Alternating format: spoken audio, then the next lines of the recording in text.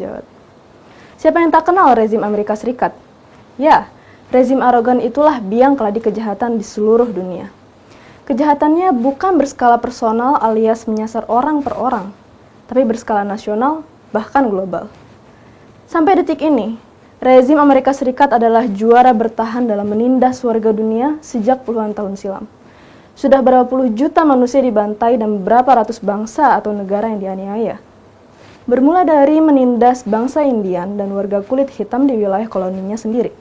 Lalu merampok dana warga Eropa yang menciptakan depresi besar-besaran di benua Eropa pada tahun 1930-an.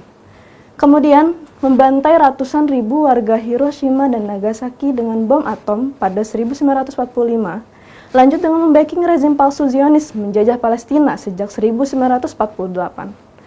Petualangan kriminalnya tak berhenti di situ. Memasuki dekade 1950-an, rezim Amerika Serikat lewat operasi CIA merancang kudeta di Iran yang menjatuhkan Dr. Mossadegh dari kursi Perdana Menteri. Kita tahu, Mossadegh adalah tokoh populer masa itu yang anti-imperialisme Amerika Serikat. Lalu, pada dekade yang sama, hingga 20 tahun lamanya, setan besar Amerika Serikat menginvasi Vietnam, sebuah negara kecil di Asia Tenggara. Tapi ternyata kecil-kecil cabai rawit. Pemimpin dan rakyat Vietnam kompak melawan.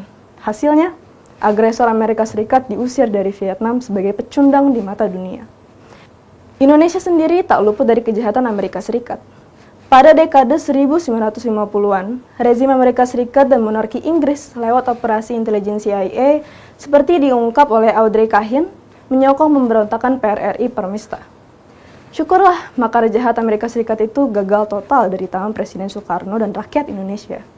Tapi, pada bulan September 1965, Indonesia tiba-tiba diguncang kudeta berdarah yang memakan korban jutaan jiwa. Awalnya muncul polemik, apakah PKI itu dalang atau malah korban? Akhirnya, mantan Panglima Angkatan Udara, mendiang Omar Dhani yang sempat dipenjara karena didakwa terlibat kudeta, mengungkapkan dalangnya adalah Amerika Serikat lewat operasi intelijen yang rumit. Fakta ini sebagaimana diungkapkan oleh David T. Johnson dalam bukunya Indonesia 1965, The Role of the US Embassy. Di situ Johnson menyebutkan Amerika Serikat melalui Central Intelligence Agency atau CIA turut terlibat atau malah dalang dalam peristiwa G30S. Kemudian, pada dekade 1970-an, rezim culas Amerika Serikat menghasut perang saudara di Lebanon. Pada 1980-an, memprovokasi rezim Irak menginvasi Republik Islam Iran. Kemudian pada 1990-an, Amerika Serikat mengacaukan Afghanistan yang kemudian diinvasi pada 2001. 2 tahun berikutnya, atau tepatnya pada 2003, Amerika Serikat menginvasi Irak, dilanjut pada 2011 dengan meneror dan menganiaya Suriah, Venezuela, Bolivia, dan Kuba. Pada 2015, Amerika Serikat menghasut monarki Arab Saudi agar mengagresi dan menggenosida rakyat Yaman. Seraya itu, Amerika Serikat mengintimidasi Iran hingga konon ke tingkat maksimum lewat sanksi, ancaman militer, dan embargo ekonomi, meski akhirnya gagal total. Yang terbaru, rezim Amerika Serikat melalui mesin propagandanya memprovokasi Eropa agar berkonfrontasi melawan Rusia, juga menghasut negara-negara di Asia Tenggara untuk memusuhi Cina dan Korea Utara. Daftar kejahatan rezim Amerika Serikat terhadap warga dunia itu boleh jadi baru sebagian kecil saja. Namun yang pasti, seluruh rangkaian kejahatan dan kisruh global itu hanyalah demi kepentingan Amerika Serikat semata. Tak secuil pun manfaat diperoleh negara-negara pengekornya.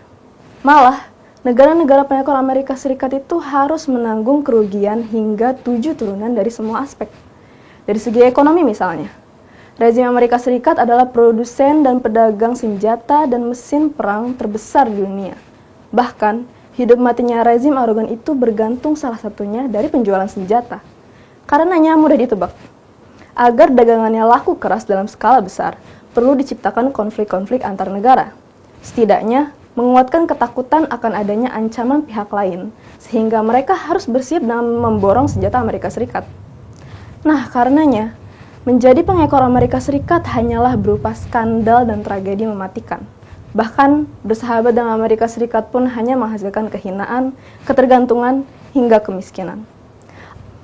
Alhamdulillah, kini sistem dan rezim kriminal Amerika Serikat semakin tenggelam ke dasar laut sejarah Saatnya negara-negara di dunia bergandengan tangan menjauh hingga melawan sumber kejahatan dunia dan setan besar itu. Kami yakin Indonesia sedang bergerak ke arah itu. Semoga. Sekian dari kami, tim Jurnal Maula TV. Sampai jumpa minggu depan. Wassalamualaikum warahmatullahi wabarakatuh.